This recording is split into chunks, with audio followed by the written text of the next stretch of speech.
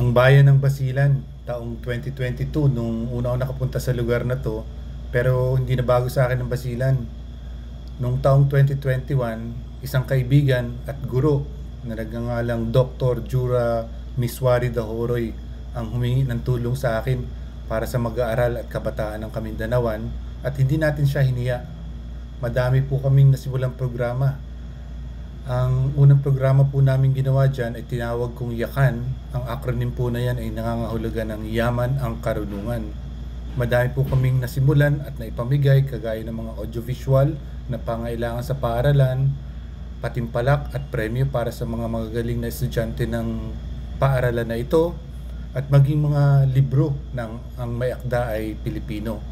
Sa taon pong ito, si Sis Ju ay siyang punong guro ng Calvario Peak National High School, at ang amin po sanang hiling na inilalapit sa inyo ay para mapabakudan ang kanilang paaralan, sa dahilan na sabihin na lang po natin na sa pangkalahatang kaligtasan ng mga mag-aaral. Nawa ay naintindihan niyo na po ang aking sinasabi.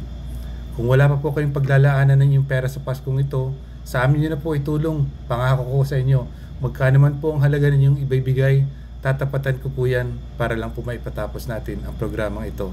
Nawa, matulungan niyo po kami. Maraming salamat po.